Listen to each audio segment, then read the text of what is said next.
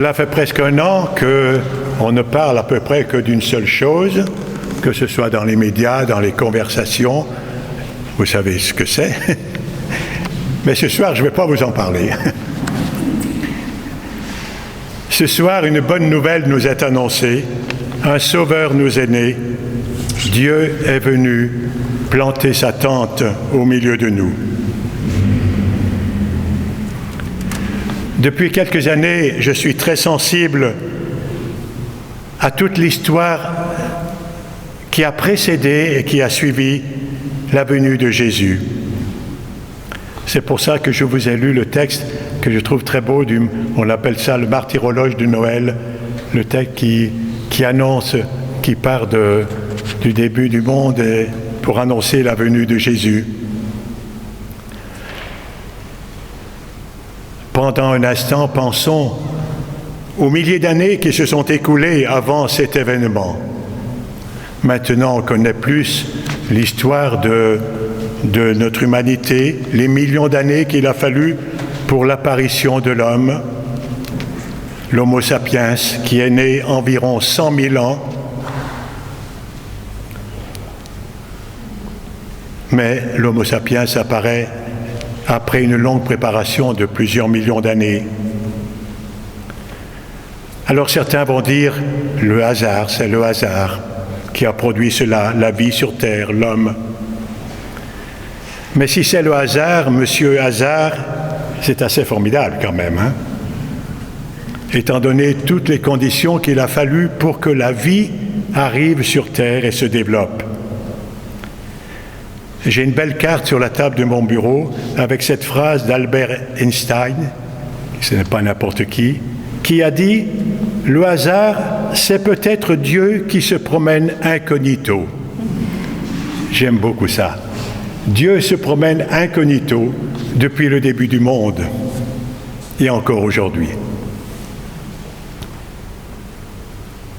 Saint Léon le Grand, le pape, comme Pascal, voyait cette longue préparation non seulement dans le cœur des hommes, mais aussi sur le plan politique, social, culturel. L'Empire romain, au moment où Jésus naît à Bethléem, la Pax Romana, cette paix romaine, c'est assez relatif, mais enfin, il y avait la paix quand même autour de la Méditerranée, et cela va favoriser les déplacements de Paul et des autres apôtres et permettre à l'Église naissante de très vite se construire tout autour du bassin méditerranéen. Comme la pensée grecque qui va aider les premiers grands théologiens de l'Église à comprendre la foi et à l'expliquer. Une historienne dit que cet empire romain, c'est la première expérience de mondialisation et de globalisation. Oui, Jésus est né à un moment donné, après une longue histoire, une histoire de son peuple juif, depuis l'appel d'Abraham, de Moïse, avec des périodes glorieuses et d'autres beaucoup moins glorieuses et plus nombreuses. Et parfois aussi on entend dire peut-être on se le dit, mais qu'est-ce qui a changé depuis la naissance du Christ, depuis plus de 2000 ans? Il y a toujours des guerres, des famines, des épidémies. Mais il faut quand même savoir changer de lunettes parfois et voir toutes les belles choses qui sont arrivées depuis. Si nous regardons l'histoire de notre Église, de nos églises, c'est une prise de conscience peu à peu, progressive, de la personne humaine, de notre place dans la création, des valeurs qui se sont mondialisées, la fraternité, la solidarité, le respect de tous, de la femme, des enfants, des pauvres. Et même la devise de la République française, bien laïque, liberté, égalité, fraternité, il n'y a rien de plus évangélique. Oui, beaucoup de valeurs qui nous viennent de l'Évangile et qui sont mises en œuvre par des personnes croyantes ou non croyantes, qui ignorent Dieu, qui le rejettent même. Et cela devrait nous réjouir. L'Esprit de Dieu, l'Esprit de l'Évangile est présent en tout homme, toute femme, qu'il le sache ou non. Et j'ai bien aimé la revue La Vie, si vous la recevez. Il y a toujours, depuis plusieurs semaines, des paroles d'espérance, c'est-à-dire parle de ces initiatives plus ou moins grandes, souvent très petites, qui sont prises par des hommes, des femmes, des jeunes, des plus anciens, des croyants, des non-croyants, des initiatives qui sont prises pour améliorer le quotidien, pour s'ouvrir aux autres, aux plus pauvres, pour prendre en charge ceux et celles qui sont laissés au bord de la route. Nous rêvons parfois d'une Église forte qui s'impose, qui impose son point de vue, sa manière de vivre, ses lois, comme elle l'a fait pendant de nombreux siècles.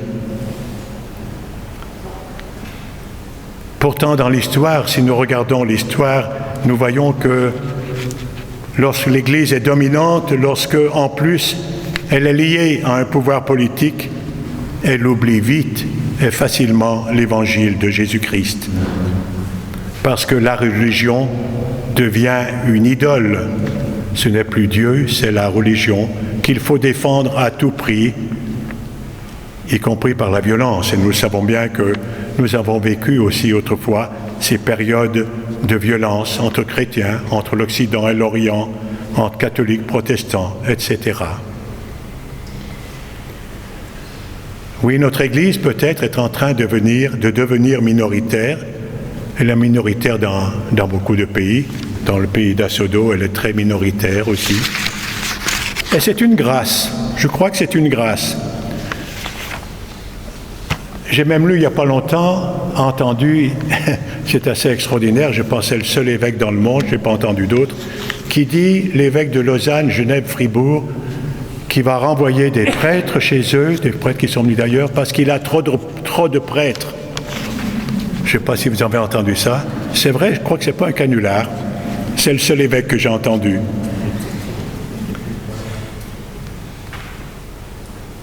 Dans la Bible, depuis le début, Dieu préfère les minorités, ceux qui sont, j'allais dire, hors clou, les stériles, les benjamins. C'est ce qu'a chanté Marie après la visitation. Il élève les humbles, il renvoie les riches les mains vides, il renverse les puissants de leur trône. Et cette fête de Noël nous dit ça, le royaume de Dieu, c'est une jeune fille d'un village inconnu, une naissance sur les routes dans l'incognito.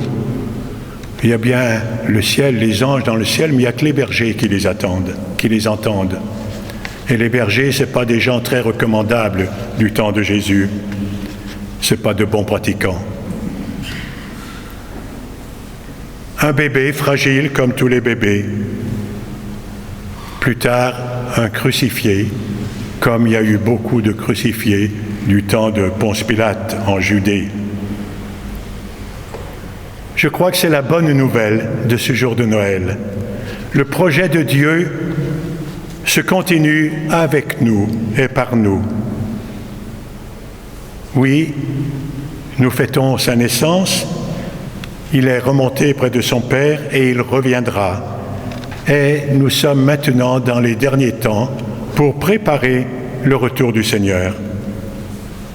Et chacun de nous et toutes nos sociétés sont appelés à faire ces chemins d'humanisation. On n'est pas encore des hommes et des femmes complets, hein? On est encore en construction.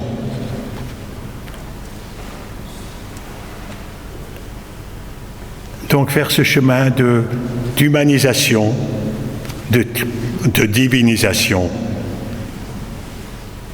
Le ciel, écrivait Maurice Zundel, on n'y entre pas, il faut le devenir. Il faut le devenir.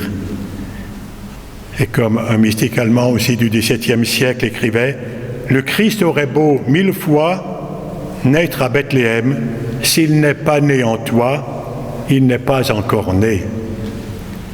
Il faut qu'il naisse en nous.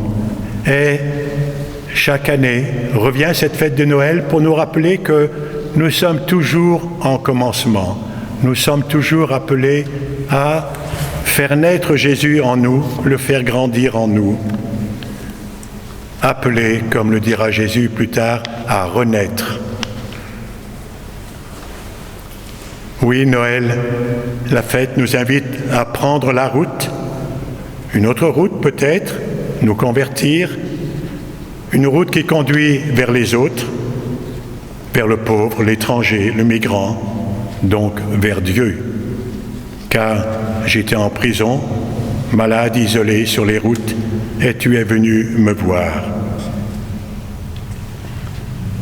Sors de toi-même, dit un autre mystique, et le Verbe, la parole, le Fils de Dieu entrera. Sors de toi-même, le Verbe entrera. Plus tu sors, plus il entre. Dieu continue à se promener incognito dans nos villes, nos villages, notre société.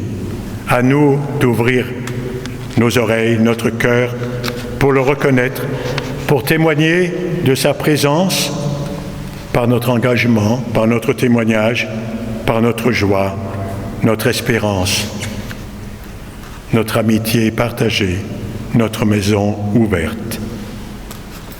Joyeux Noël à tous.